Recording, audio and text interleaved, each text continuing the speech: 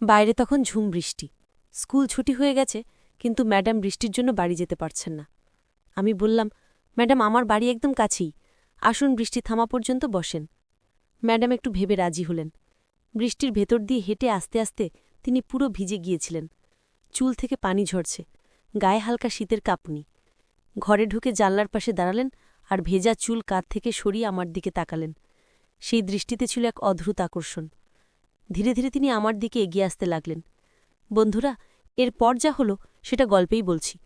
তার আগে বন্ধুরা, আমার চ্যানেলে নতুন হয়ে থাকলে অবশ্যই চ্যানেলটি সাবস্ক্রাইব করে রাখুন এরকম নতুন নতুন গল্প পেতে। আকাশে সারাদিনের ঘন মেঘ যেন বিকেলের দিকে হঠাৎ করেই বৃষ্টি নামিয়ে দিল। অফিস থেকে ফেরার পথে স্কুলের ম্যাডাম মিনতি আপা আমার সঙ্গে হাঁটছিলেন। হঠাৎ এমন মুষলধারে বৃষ্টি শুরু হলো যে ছাতাও কোনো কাজে এলো না। আমি বললাম, আপা, বাসা তো খুব কাছেই, চলুন ভিজে না গিয়ে ওখানে যাওয়া যাক। আমার বাসা 2 বেডরুমের, 3য় তলায় একাই থাকি। বাবা মা মাসে 1-2 বার আসেন। বাসায় ঢুকতেই দুজনেই ভিজে গিয়েছিলাম। আমি তোয়ালে দিলাম, উনি বাথরুমে গিয়ে ভিজে চুল মুছলেন। আমি রান্নাঘরে গিয়ে চায়ের পাত্র বসিয়ে দিলাম, সঙ্গে কিছু নাস্তা সাজিয়ে নিলাম। চা খেতে খেতে আমাদের আলাপ জমে উঠল। নানা বিষয়ে গল্প হচ্ছিল। হঠাৎ আমি অসাবধানে তার পারিবারিক জীবন নিয়ে প্রশ্ন করে ফেললাম। উনি উত্তর দিলেন না, কেবল মাথা নিচু করে নীরবে বসে রইলেন। আমি সঙ্গে সঙ্গে ক্ষমা চাইলাম। তখনই দেখলাম ওনার চোখে পানি চলে এসেছে। বুকের ভেতর কেমন হালকা ব্যথা অনুভব করলাম। আমি আস্তে করে ওনার হাতের উপর হাত রাখলাম। বললাম, আপনি চাইলে আমাকে বলতে পারেন, হয়তো কিছুটা হালকা লাগবে। উনি ফুপিয়ে কাঁদতে লাগলেন। তারপর ধীরে ধীরে বললেন, 6 মাস আগে স্বামী মারা গেছেন, আর সেই থেকে সংসারের ভেতর অদ্ভুত এক অশান্তি, চাপা ভয় আর অপমানের মধ্যে দিন কাটছে। কথা শুনে মনে হচ্ছিল কতদিন ধরে জমে থাকা কষ্ট যেন বৃষ্টির স্রোতের মতো ওনার চোখ দিয়ে বেরিয়ে আসছে। আমি উঠে এসে তার পাশে বসে গেলাম। কাঁধে হাত রেখে বললাম, আপনি একা নন। উনি হঠাৎ আমার কাঁধে মাথা রাখলেন। উষ্ণ ভেজা চুলের গন্ধে যেন ঘরের বাতাস আরও ভারী হয়ে উঠল। আমি শুধু নীরবে তাকে জড়িয়ে রাখলাম, কোনো কথা নয়, শুধু নিঃশব্দ সান্ত্বনা। বৃষ্টি তখনও ঝমঝম করে পড়ছে। ঘরের ভেতর এক অদ্ভুত শান্তি, কিন্তু সেই শান্তির ভেতর যেন এক নতুন অজানা স্পর্শের জন্ম হল। বৃষ্টি থামেনি, বরং আরও ঘন হয়ে এসেছে। ঘরের বাইরে ঝর্নার মতো পানি ঝরছে, আর ভেতরে আমরা দুজন এক অদ্ভুত নীরবতায় ডুবে। মিনতি আপার মাথা এখনও আমার কাঁধে। তার চোখের জল ধীরে ধীরে শুকিয়ে আসছে, কিন্তু শরীরের উষ্ণতা যেন আরও বাড়ছে।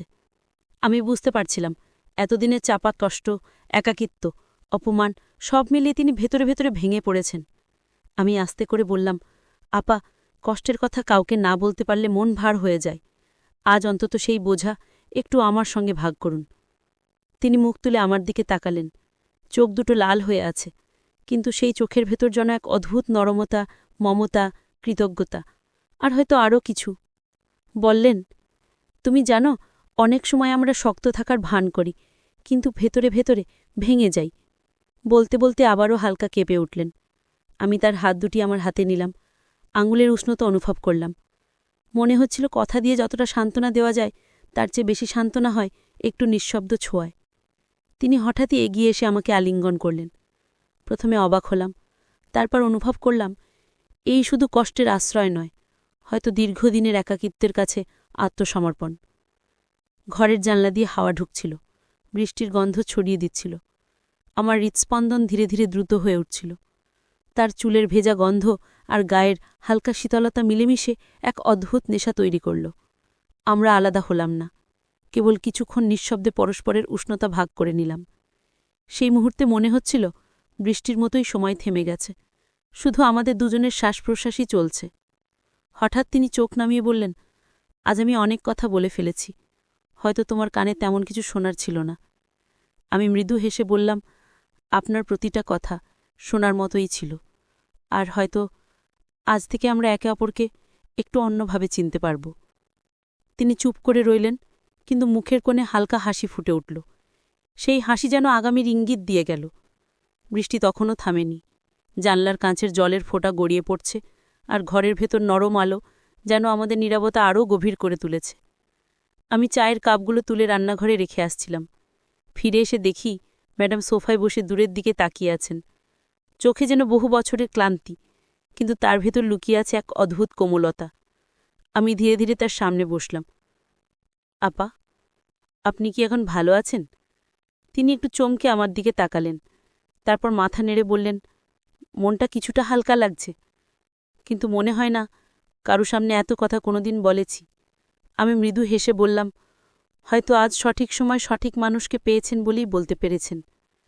তিনি আমার দিকে কিছুক্ষণ তাকিয়ে রইলেন, যেন চোখের ভেতর দিয়ে খুঁজে নিতে চাইছেন আমি সত্যিই তার কথা বুঝতে পারছি কিনা। তারপর ধীরে ধীরে বললেন, তুমি জানো, অনেক সময় নিজের শক্তি ধরে রাখতে গিয়ে আমরা ভেতরে ভেতরে একদম খালি হয়ে যাই। আমি তার হাতের উপর হাত রাখলাম। ঠান্ডা আঙুলের ভেতর লুকিয়ে থাকা উষ্ণতা স্পষ্ট বুঝতে পারছিলাম। তাহলে আজ অন্তত সেই খালি জায়গাটা কিছুটা ভরাট হোক। আমরা চুপচাপ বসে রইলাম।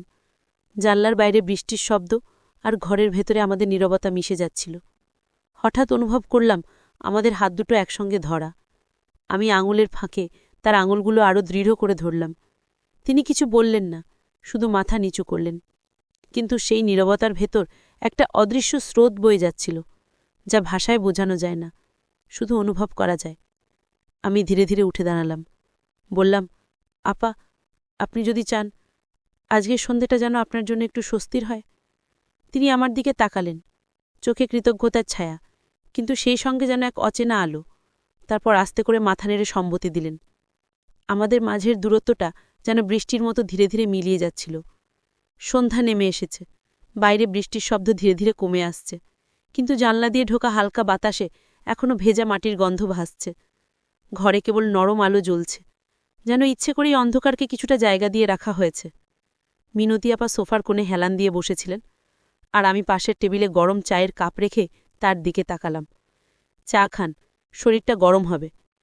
তিনি কাপ হাতে নিলেন, কিন্তু চুমুক না দিয়ে চায়ের ধোয়ায় চোখ রেখেই বললেন, তুমি জানো, অনেক সময় মনে হয় নিজের ভেতরের কষ্টটা কাউকে জানালে হয়তো আমি দুর্বল হয়ে যাব, কিন্তু আজ মনে হচ্ছে এই দুর্বলতাই আমার সবচেয়ে বেশি প্রয়োজন ছিল। আমি তার দিকে এগিয়ে এসে বসলাম।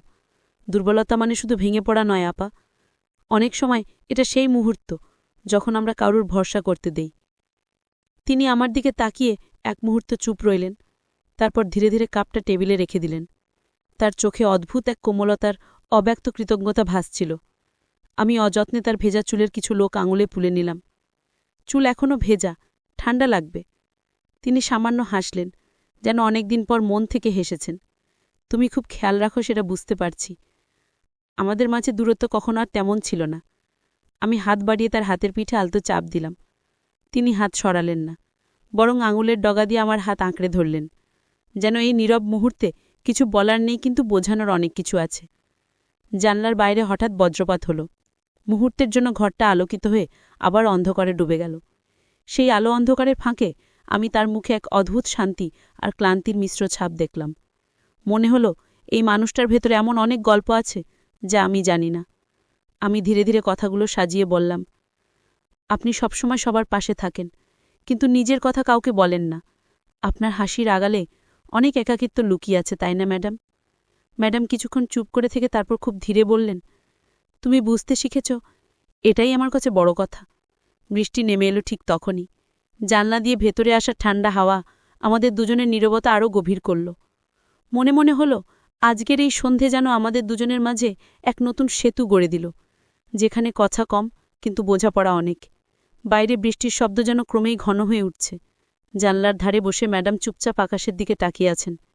তার চোখে একটা ভেজা ঝিলিক, যেটা বৃষ্টির জন্য নয়। মনে হলো অনেক দিনের জমে থাকা কিছু কথা আজ বেরিয়ে আসবে। আমি ধীরে বললাম, ম্যাডাম, কিছু বলবেন? তিনি আমার দিকে তাকালেন, ঠোঁটে একটু ম্লান হাসি, কিন্তু সেই হাসির ভেতরে গভীর বিষণ্ণতা।